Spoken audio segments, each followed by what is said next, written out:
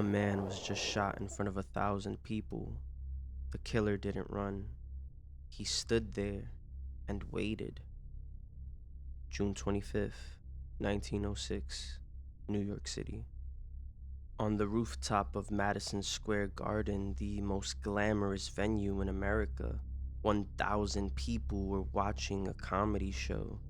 And then, at exactly 11:05 p.m., a man stood up from his table, walked calmly across the floor, pulled out a pistol, pressed it to another man's face, and fired. The victim was Stanford White, the most famous architect in America, the man who designed the very building where he had just been killed. The killer was Harry Kendall Thaw, a millionaire, a sadist, and a man who had been planning this moment for years. At the center of it all was a 16-year-old girl, a red velvet swing, and one of the darkest open secrets in Gilded Age America. This isn't just a murder story. This is a story about power, about what rich men could get away with, and what it took for someone to finally stop one of them. To understand why Stanford White was killed, you first need to understand who Stanford White was, because this man was not just an architect, he was a force of nature. Born in 1853 in New York City, White grew up surrounded by art and culture. His father was a Shakespeare scholar and art critic.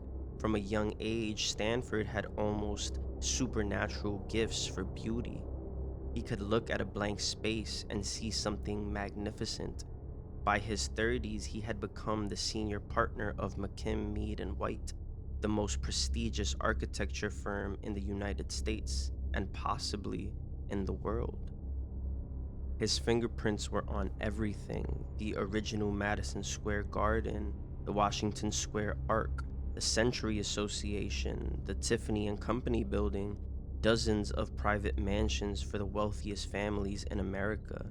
If you lived in New York at the turn of the century, Stanford White's buildings surrounded you. His taste was the city's taste. He was tall, broad, red-haired with a walrus mustache, loud, magnetic, overflowing with energy. He was the kind of man who walked into a room and reorganized the gravitational pull. Everyone wanted to be near him, and Stanford White knew exactly how to use that. Because here's the thing about Stanford White that the history books sometimes gloss over: he was a predator. For years, White used his wealth, his fame, and his extraordinary studio apartment to gain access to young girls, teenagers, 16, 15, sometimes younger. Girls from poor families who were working as artists, models, chorus girls, showgirls, girls who didn't have the luxury of saying no to a man like Stanford White. He had a private room in that studio, known only to his closest friends, with a red velvet swing suspended from the ceiling. He would invite girls there, get them drunk, and assault them. This was not a secret among the New York elite. It was a known thing, a scandalous wink and nudge thing, and oh, that's just Stanny thing. Nobody stopped him because he was Stanford White, and this was 1900s America. Those girls were nobody until Evelyn Nesbit. If you've ever seen a photograph of Evelyn Nesbit, and you probably have, you understand immediately why she became the most famous face of the Gilded Age. She was 16 years old when she arrived in New York City in 1900, with her mother and almost no money. She was born in Pennsylvania, raised in poverty after her father died when she was 8. She was staggeringly beautiful: dark hair, enormous eyes, a face that photographers and painters and sculptors competed to capture. She became a model almost immediately, then a chorus girl. She was, in the words of nearly every contemporary account, unlike anything anyone had seen. She was also a child, a 16-year-old child from a poor family, alone in one of the most unforgiving cities in the world. Stanford White first saw her in a theater production.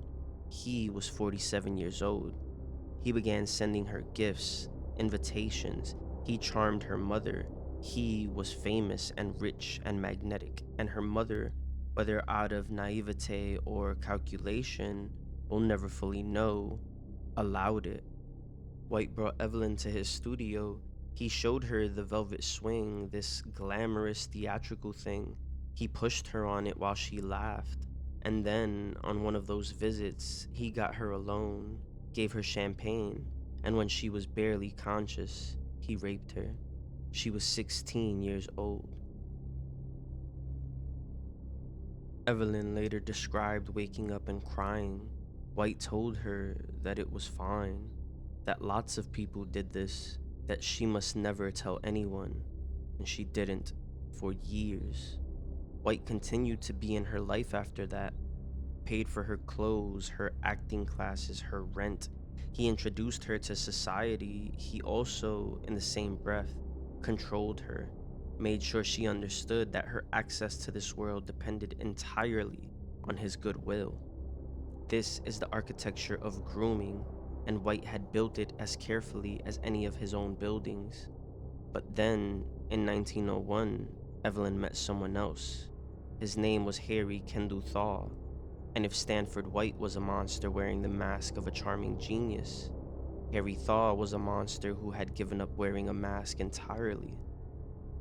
Harry Kendall Thaw was born into one of the great fortunes of Pennsylvania. His father, William Thaw, had made an almost incomprehensible amount of money in the railroad business.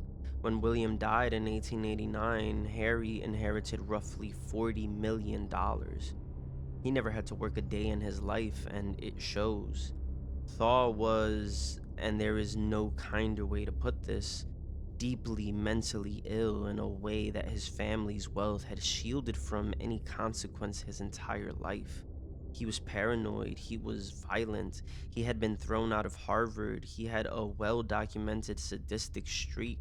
Multiple young women in New York and Europe had accused him of beating them, sometimes with a riding crop or a cane. His mother, a deeply religious Pittsburgh socialite, responded to every incident the same way, by throwing money at it. Settlements, cover-ups, donations to the right people. Her son was troubled, but he was her son, and he was rich, and those things apparently made the rest negotiable. When Thaw set his obsessive attention on Evelyn Nesbit, he pursued her with the relentless energy of someone accustomed to getting whatever he wants. And at first, Evelyn resisted. She didn't trust him, she had good instincts. But Thaw was persistent. He was also, in some ways, attentive in a way that White was not. White had moved on to other girls. Thaw, for all his terrifying qualities, was fixated on her. There was a trip to Europe in 1903, chaperoned by Thaw's family, or so Evelyn's mother believed. It was not properly chaperoned, and during that trip, Thaw also assaulted Evelyn, violently in ways she described in harrowing detail during the trial that would come later. Evelyn stayed. She eventually married Thaw in 1905. She was 20 years old. He was 34. Why? Partly because she had few options, partly because Thaw had money, and money meant security, which was something Evelyn had never had. Partly because she had been conditioned since age 16 to accept that men with power could do whatever they wanted to her. But there was one more reason. Harry Thaw was completely, totally consumed by hatred for Stanford White. Not because of what White had done to Evelyn, not exactly, but because of what it meant. To Thaw's twisted, obsessive mind, the fact that Stanford White had slept with his wife before he had was an unbearable insult, a contamination, a wrong that had to be corrected. He called White the Beast. He brooded about it constantly. He asked Evelyn about it in obsessive detail, again and again, until the recounting of her own trauma became a ritual humiliation. He told friends he intended to kill White. Everyone thought he was bluffing.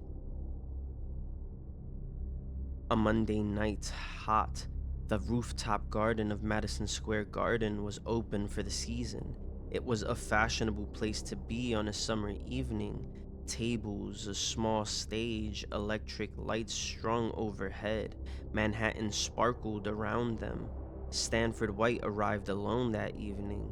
He sat at his usual table near the front. He was 52 years old. He was having a good year, professionally at least. Harry and Evelyn Thaw arrived later in the evening with friends. When Thaw spotted White across the room, something changed in him. People at the table later said he became very quiet, very still. The show was nearing its finale. At 11:05 p.m., Harry Thaw stood up from the table. He walked through the crowd. He approached Stanford White from behind. White looked up. Thaw raised a pistol and fired once into his face. White slumped. Thaw fired again and again. Stanford White was dead before he hit the floor. The rooftop erupted, screaming, people running, tables overturned. The comedian on stage kept playing for a moment, confused, before stopping. Harry Thaw walked calmly toward the exit, pistol raised above his head. A fireman on duty grabbed him and wrestled him down. According to multiple witnesses, Thaw said, "He deserved it. I made a good job of it." Others reported he said something that amounted to, "He ruined my wife." Evelyn Nesbit Thaw stood at the table, alone, her white dress shining under the electric lights, watching her husband be taken away. She was 21 years old. The press called it the trial of the century. It was, in fact, the first time that phrase was ever used in American media. That tells you something about the cultural earthquake it caused. The murder of Stanford White was not a mystery. There was literally 1,000 witnesses. Thaw had done it in front of everyone, in public, on purpose. So the trial wasn't about who did it, it was about why. And the why forced New York and the whole country to confront things it had spent decades pretending not to see. Thaw's defense team, led by the brilliant and theatrical Delphine Delmas, created a strategy that was as bold as it was cynical. They would argue that Harry Thaw was insane at the moment of the shooting. Not permanently insane, just temporarily in that moment. Delmas coined a phrase for it that became one of the most talked about legal arguments of the era, dementia Americana. The idea was that any red-blooded American husband, upon learning that his wife had been defiled by a wealthy predator, would be temporarily driven out of his mind by righteous fury. It was, he argued, not a crime, it was almost a duty. The prosecution, meanwhile, had their own strategy: paint Thaw as a violent, dangerous madman who had planned the killing coldly and deliberately. They called witnesses who testified to his violent history. They brought up the European incidents, and then came the moment that made the trial truly unforgettable. Evelyn Nesbit Thaw took the stand. She was 21 years old, beautiful, and the most famous woman in America. Every newspaper in the country sent correspondence. The courtroom was packed to suffocation, and Evelyn, carefully coached by Thaw's defense team, told the story of Stanford White's assault, of the red velvet swing, of waking up, of what White had said to her afterward. The courtroom was silent.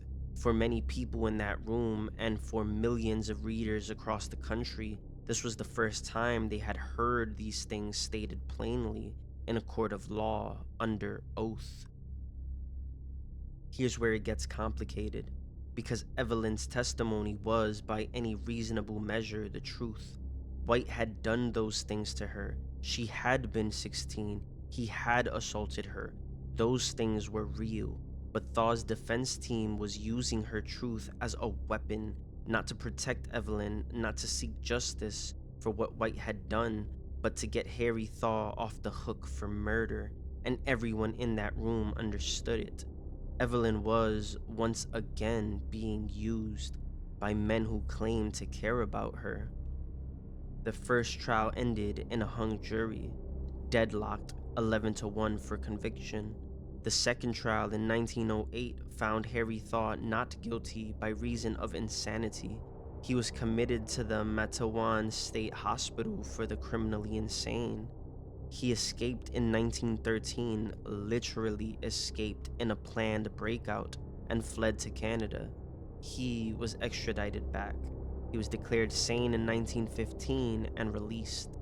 In 1917, Harry Thaw was arrested again, this time for kidnapping and brutally whipping a 19-year-old boy. His mother again covered the settlement. He died in 1947 in Miami at age 76, having faced essentially zero real consequences for any of it. Evelyn Nesbit Thaw divorced Harry in 1916. She spent years trying to rebuild a life from the wreckage of one she never really got to choose. She performed in vaudeville, she danced, she opened the tea room, she gave interviews, she wrote memoirs, two of them, that carefully walked the line between candor and what was safe to say. For a while in the 1920s, she struggled with addiction and poverty. But Evelyn Nesbit was, at her core, a survivor. She eventually found her footing. She taught ceramics and art to young students in California. She was, by several accounts from students who knew her in her later years, warm, funny, and sharp. She lived until 1967. She was 82 years old. In her final years, journalists still came to ask about Stanford White, about Harry Thaw, about the Red Velvet Swing. Her answer, in various forms across decades, was always some version of the same thing. She had been a child, and the adults around her had failed her. Stanford White was murdered by a violent, mentally unstable man in a public act of what his own lawyer called righteous fury. And in the coverage of that murder, in the trial, the newspapers, in the public debate, the focus was almost entirely on the two men. Evelyn Nesbit was discussed obsessively, but almost always as a thing, as the prize Harry Thaw had been robbed of, as the virtue Stanford White had stolen, as the beautiful object at the center of two men's conflict. Almost no one in 1906 or 1908 talked about her as a person who had been victimized at 16, who had been assaulted by the same man now being mourned as a genius, whose entire existence had been shaped by what powerful men did to her and for her and around her. Stanford White's buildings are still standing. Harry Thaw died free in the sun in Miami at 67, and Evelyn Nesbit taught ceramics to art students in California, and when she died, she was remembered mostly as a footnote, as the girl in the swing, as the face that launched a murder. The Gilded Age loved to celebrate its great men, their buildings, their fortunes, their ambitions, their genius. It was very good at that. It was considerably less good at asking who paid the price. Some things, unfortunately, do not change as fast as we'd like.